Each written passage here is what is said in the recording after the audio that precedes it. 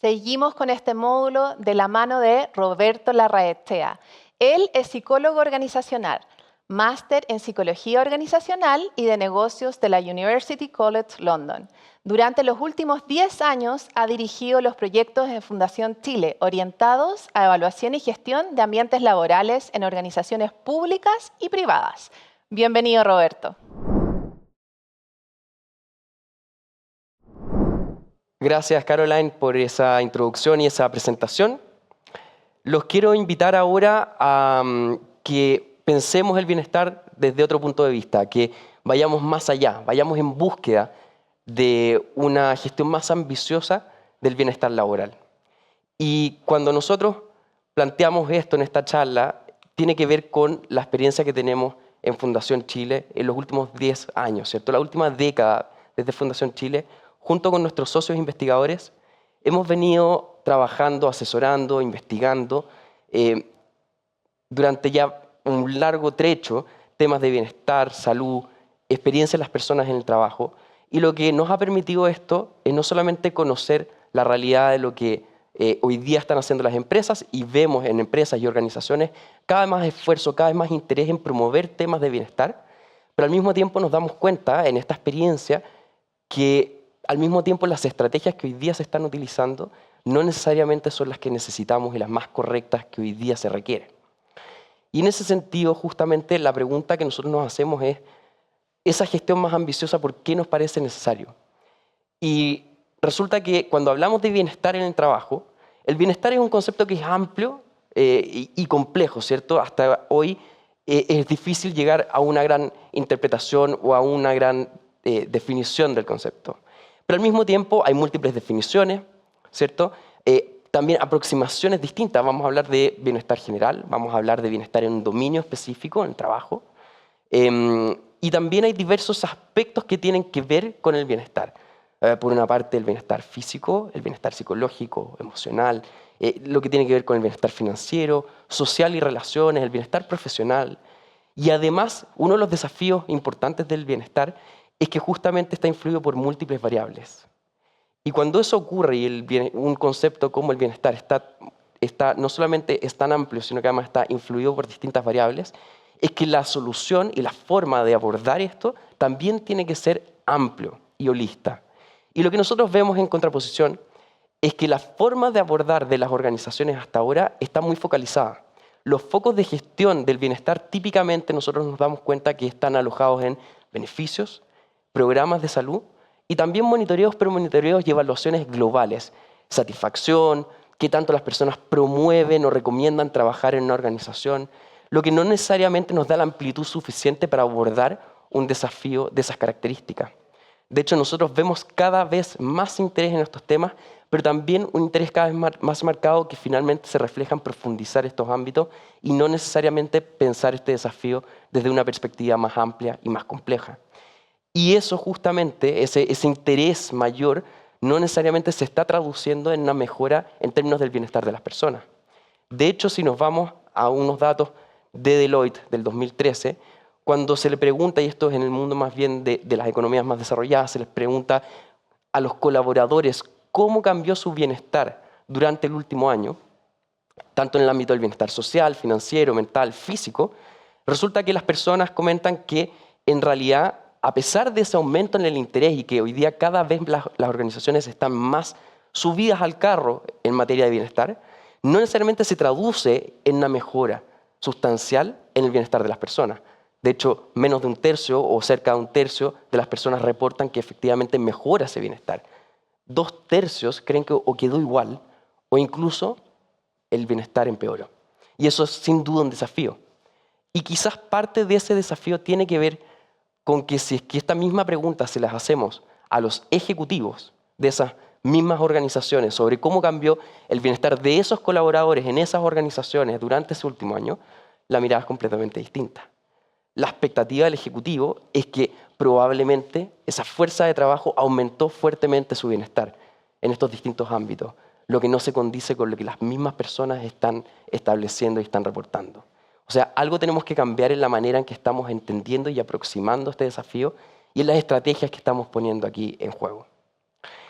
De hecho, entonces, nosotros lo que planteamos y creemos es que es momento de hacer un llamado a ampliar el foco y estamos proponiendo justamente una mirada más ambiciosa. Y en esa línea lo que queremos es plantearles algunas recomendaciones que esperamos que puedan ser de utilidad para la forma de pensar y aproximarse a este desafío. Lo primero es que cuando pensamos en la gestión del bienestar en las organizaciones, cuando vemos el foco en los beneficios, sin duda que es necesario, los beneficios competitivos, atractivos, son muy necesarios, pero nos van a ayudar hasta cierto punto y se necesita ir más allá. Tienen una capacidad limitada de abordar este desafío y este problema.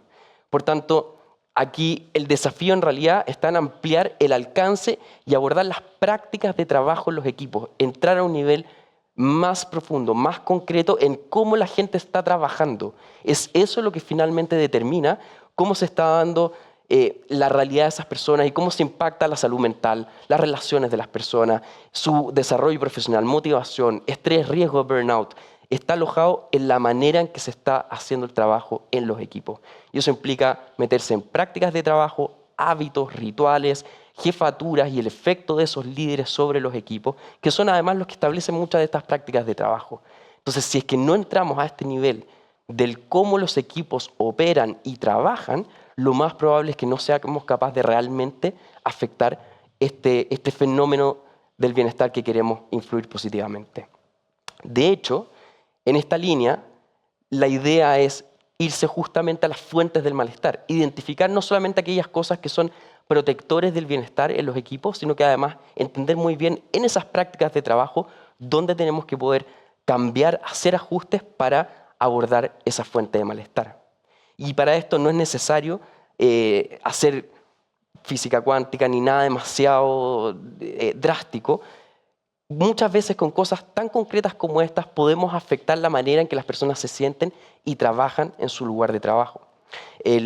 Cuando nosotros en nuestros estudios de ambientes laborales le preguntamos a las organizaciones cuáles son los grupos que tienen los mejores indicadores, ¿cierto? Mejor salud mental, más motivación, menor desgaste, riesgo de burnout, lo que nos damos cuenta es que al ir a conversar con esos equipos están haciendo cosas súper concretas y que muchas veces no son tan difíciles de abordar. Retroalimentación frecuente y mutua, unos a unos que incluyan el chequeo de cómo están las personas, que partan con una pregunta, oye, de 1 a 10, ¿cómo estás de estrés en este último mes, en estos últimos 2 meses o 3 meses, según cada cuánto tiempo se hace uno a uno? También, obviamente, ser capaces de priorizar objetivos de forma ágil para que las personas puedan responder de mejor manera al cambio del entorno, actualización, coordinación constante con el equipo, tener la posibilidad de expresar opiniones, de poder disentir y también, obviamente, el aceite que nunca está de más, que es los espacios de encuentro dentro, fuera de la oficina. No son ninguna base sobre la cual podamos confiar, es también muy superficial, pero complementa todo esto. Ahora, si vamos más allá, y ciertamente debiéramos invitarnos como organizaciones a mirar qué es lo que se está haciendo afuera, que sin duda siempre nos llevan ciertos años de ventaja. Cuando nosotros miramos, por ejemplo, lo que reporta en el reporte 2023 Salud y Bienestar en el Trabajo del CIPD o CIPD, nos damos cuenta que en realidad los grandes focos que se establecen no son necesariamente los beneficios o hacer ciertos elementos que hacen que las personas se sientan más contentas o que sientan que el lugar de trabajo es un poco más alegre. Sin duda que eso aporta y ayuda. Poder hacer yoga, el poder tener fruta en las oficinas y muebles entretenidos, el poder traer a tu mascota en el trabajo. Pero si nos quedamos solo ahí vamos a tener un problema. Las organizaciones, si vamos a este reporte que cuenta con más de 700 organizaciones, hoy día están enfocadas en salud mental, en cómo administramos el eje valórico, el liderazgo, los valores del líder, la inclusión, la diversidad, el fortalecimiento de las relaciones sociales en los equipos, el balance entre la vida laboral y personal que tiene que ver con el diseño del trabajo y así sigue avanzando. Por tanto, no solamente podemos quedarnos en el desafío de ir un poco más allá en términos de hacer una gestión más profunda. También cuando nos desafiamos a hacer una gestión más ambiciosa, tenemos que pensar cuáles son los hitos claves que determinan también el bienestar de las personas o que pueden ser una fuente de valor importante para mejorar ese bienestar. Por una parte, uno de los puntos claves es la entrada de las personas a la organización, cuando empiezan su viaje. Y en ese sentido, el poder diseñar una gran experiencia para esa persona que viene entrando es capaz de poder dejar un camino más suave, más administrable para poder entrar, porque todos entramos a un nuevo trabajo con muchas ganas, mucha motivación, Pero también puede ser muy demandante, muy exigente, muy desafiante y finalmente también pasarnos la cuenta y eventualmente incluso desencantarnos.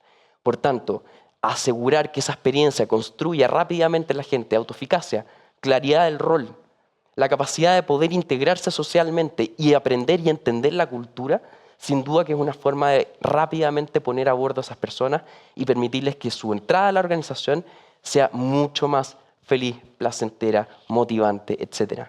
Pero también otro hito muy relevante es la salida de la organización. Cuando se acaba este camino y esta ruta y este viaje de la persona en la organización. Y en este punto, cuando la persona se va, es clave poder usar y tener esa disciplina de levantar toda la información posible para poder entender qué es lo que lleva a que la persona esté renunciando o que mis personas estén renunciando a esta organización. ¿Qué es lo que los motivó a salir? ¿Qué causas están detrás de ese malestar? ¿Qué pudo haber evitado que esa persona se fuera? Y sin duda, ¿qué es lo que ellos mismos recomiendan, que pasaron por ese proceso? ¿Qué le recomiendan a la organización hacer para evitar que eso ocurra? Para lograr retener mejor a su gente hacia el futuro. Si nosotros somos capaces también de abordar estos hitos, ¿cierto? La entrada y la salida de mi organización, somos capaces entonces de capturar mucho más valor en mi estrategia de bienestar que me permita optimizar esos planes, optimizar esas estrategias e iniciativas y generar mucho mayor impacto positivo. Pero como recomendación final, ciertamente creemos que es importante tocar también el tema de los datos, porque aquí todas las organizaciones hoy día en el ámbito de personas estamos trabajando intensamente con datos. Pero hoy día necesitamos ser más ambiciosos, especialmente cuando hablamos de bienestar. Y aquí hay 3 recomendaciones. 1, atrevámonos a ir más allá de medidas o mediciones globales, como la satisfacción, como el NPS. Aquí hay tanto que se puede utilizar.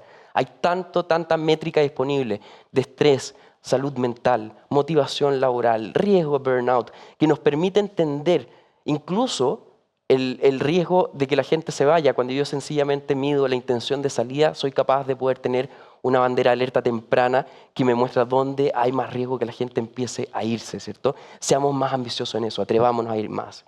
Pero además, evaluemos nuestras estrategias. Hoy día, en el mundo de personas y en bienestar también, resulta que cuando implementamos estrategias, cuando implementamos intervenciones, no necesariamente estamos piloteando para saber si realmente hace una diferencia.